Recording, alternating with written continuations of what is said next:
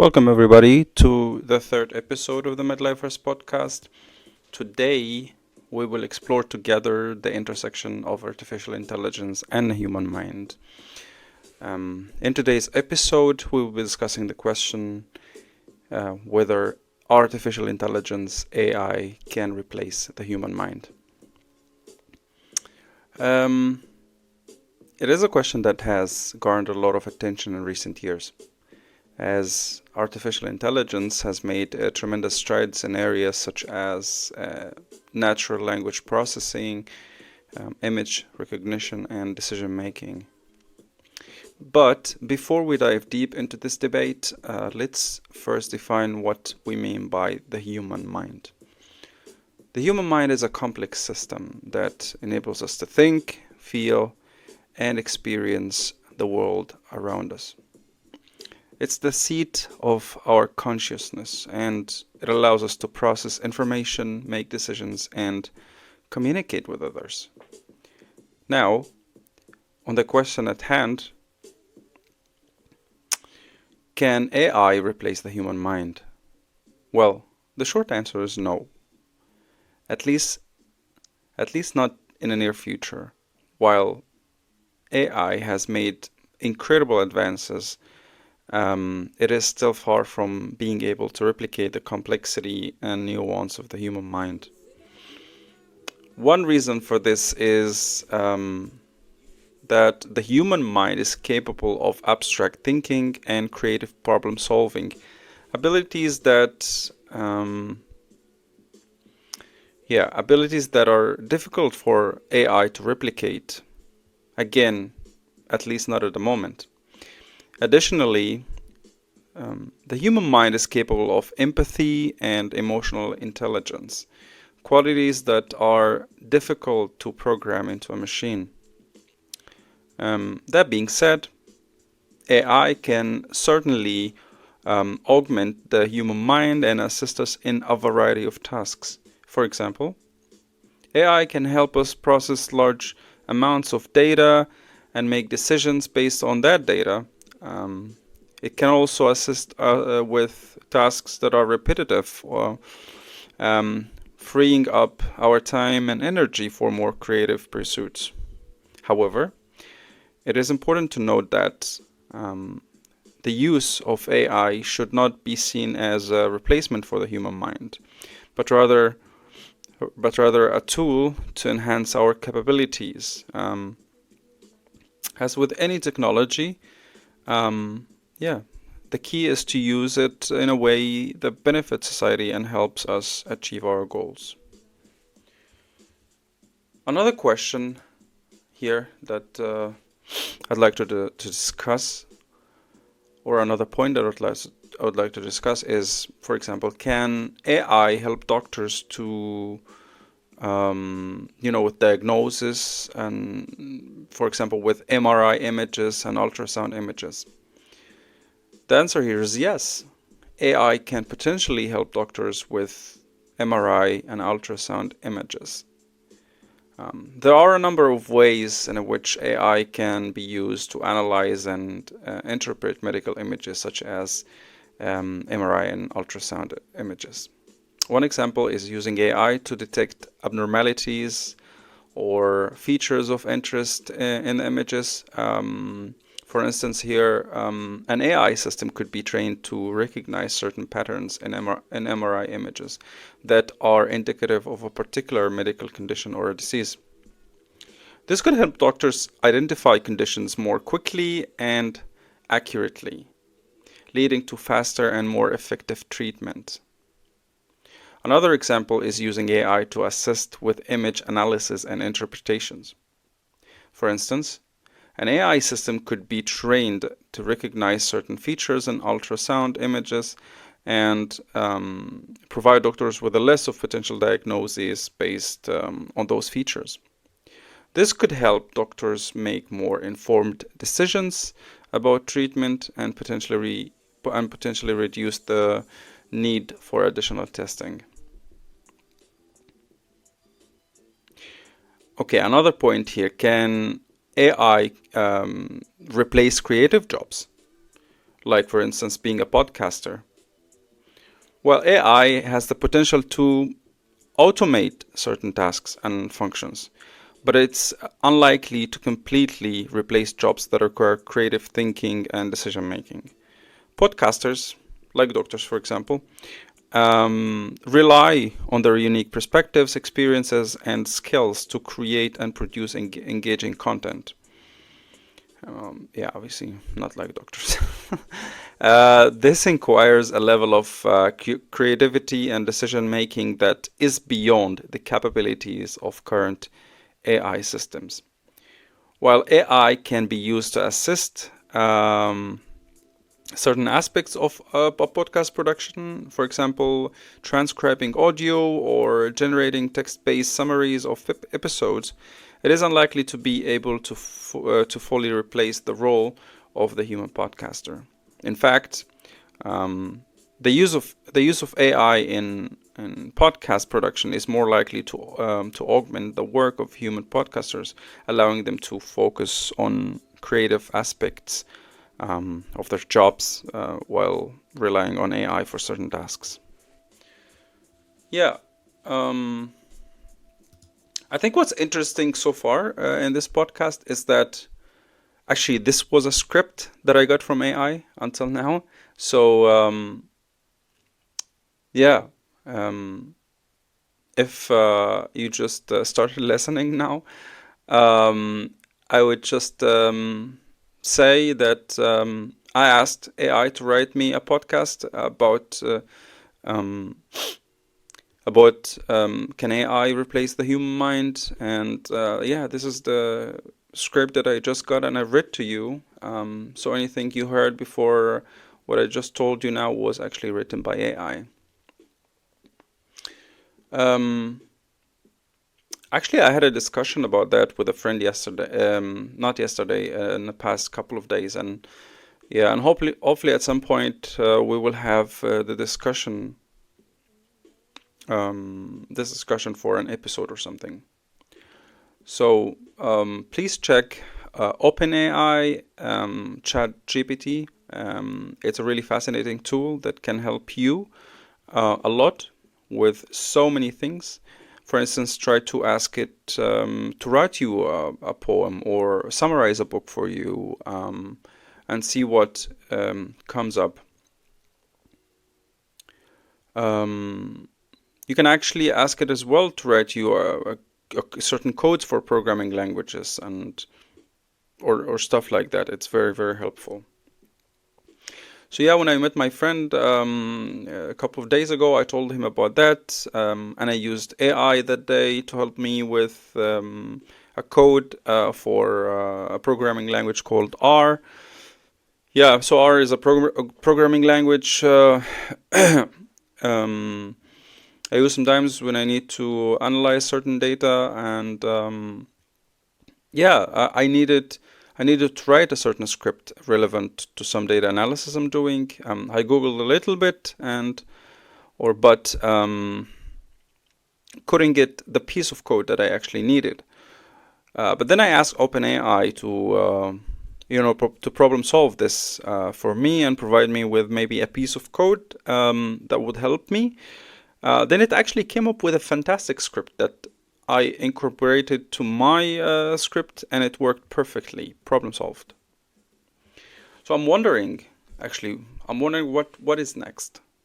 So we're witnessing the beginning of all of this. So imagine with me that this magic tool that is just being invented. Now let's say this tool is an equivalent to the oldest mobile phone you've ever seen. Phones afterwards became more efficient, and then they became smart, then smarter. They became an integral part of our lives. Actually, some would say they actually became an extension of us. You pay with your phone, you transfer money with your phone, you book tickets, train tickets, flight tickets with your phone, you video call with your phones, you read QR codes with your phones, you log to the internet with your phones. Yeah, who had imagined that this was going to happen? And yet, technology is moving forward. Pictures that were taken by that are taken by your phones now actually have a better quality than cameras that were used in film industry a few years ago. So, back to the point, to say that this magic tool, which is OpenAI, for instance, um, yeah, it's an equivalent to the oldest mobile phone you've ever seen, because this is the dawn of OpenAI. And then try to imagine in a few years' time, what would this tool be? Yeah, I can't even imagine, to be honest, because I think it will exceed any expectations. So yeah, back to the point that I had this discussion with my friend. Some issues then were raised. For example, the use of AI in medicine, and I was telling him that I believe at some point we will be able to, let's say, upload MRI or ultrasound images or blood test results, or something like that, and it can actually perform the diagnosis step for us, and this can be very helpful. But some valid points were then discussed, like in order for AI to be able to assist us with this, for example, this medical diagnostics, then in order for it to be trusted and reliable with the diagnosis, then it has to be really, really well trained, a well-trained system. You have to train AI system tremendously. This is by uploading thousands and thousands of images for each condition, obviously, and yeah, so that you get it to be reliable enough to give you a decision on something. So when you don't have enough samples or enough data to train the model with a certain condition, then it becomes very tricky and you cannot rely on the system. And yeah, because it simply wasn't trained enough. Then the margin of error gets bigger. What about the ethical points? For example, here in Germany, there is strict data protection laws. Medical records, for example, are private information that cannot be shared without the consent of patients. Another aspect as well that we talked about is where is this going to be in a few years? Is this going to be for the better of us, or is it going to be harmful for us? Yeah, that's also a very important question. Um, but I think in a few years' time, you never know what's going to happen. I think obviously before using such things like OpenAI, for example, at the end of the day, you have to be responsible enough and you have to be careful enough with what you're looking for. You cannot look up something and just copy paste it blindly. At the end of the day, this is a machine basically that's squeezing the whole internet. It's like a database that has the whole internet in it, and it's just looking for the most likely or best likely answer for you. But you have to understand it's not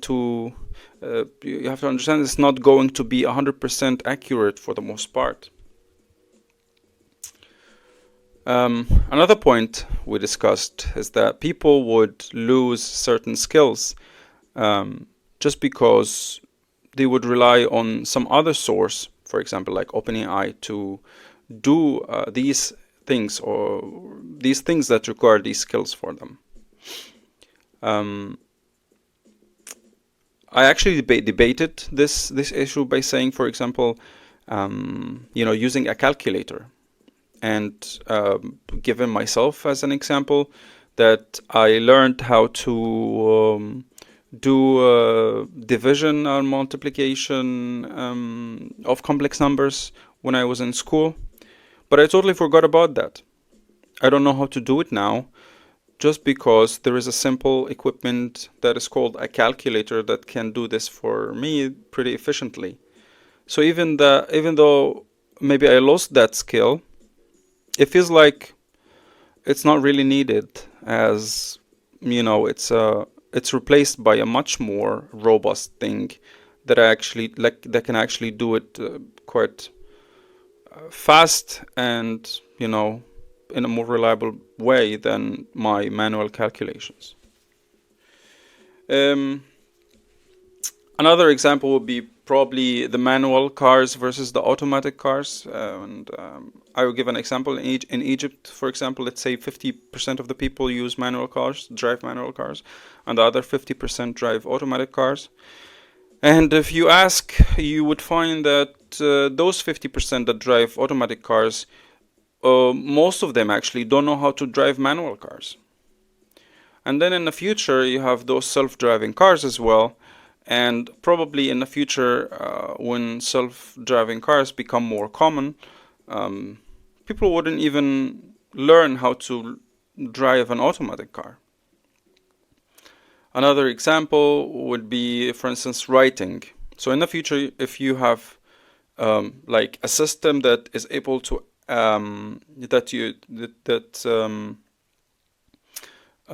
you are able to ask to write you certain things, like a script for a programming language or something like that, and it's able to write it better than than you will ever do, then obviously you will use it, and then you will lose the skill for writing a script yourself. And if you're not a programmer, does it really matter? If you're not like a developer, does it really matter? If you just need that script for certain analysis step or something like that, does it really matter that you don't know how to do it yourself? I am not sure anymore. I think only time will tell. It's just, I think we're living in a in weird times anyways, and I think it's interesting at the same time. So the future has a lot for us, and I'm not sure how we're going to handle all of this that's happening around us so fast, and I'm not sure if we are ready to process all of that. I feel like the world is moving much faster than we are, and technology is always on the move, and you never know. But we also have to remember that everything comes with a tax, We all now hear more and more about climate change and carbon footprint and emissions, animal farming, air traffic, automobile industry, or whatever. It's that everything is affecting the ecosystem, obviously, around us. And many of us actually are actually thinking that the planet is dying. And we keep innovating and innovating, and again, everything comes with a tax. Most of the energy that we use is not the renewable energy type, and that causes a lot of emissions. And yeah, maybe our planet is going to face something that's very dramatic, and we're not going to be there anymore. And only a few of us maybe would survive. And those few, say, didn't get the science dialed in or engineering dialed in, and then they don't know the fundamentals of building a civilization, and then they start living the life of the hunter-gatherers again. And after a few thousand years or something, when they are able to build a civilization again, they look at something that's still standing, like the Eiffel Tower, for instance, and they're like, oh, So this thing was built a couple of thousand years ago. Who built this, and how did they do it? How did they have the technology? You know what I mean? Yeah, they would look at things that were built in our lifetime as we look at the pyramids, for example. Yeah, I think I talked a lot about a lot of stuff today, and stuff that could actually be for 5 topics fitting into 5 episodes or something. Obviously, it's like a monologue at the moment, but in future episodes, I'll try to get some guests, hopefully, and have it more of a dialogue. I think this would be more interesting for people who are listening, and for me as well. Yeah, please don't forget to like the video, subscribe to the channel, and share with friends. Thank you all for listening, and I wish you a happy 2023. Bye.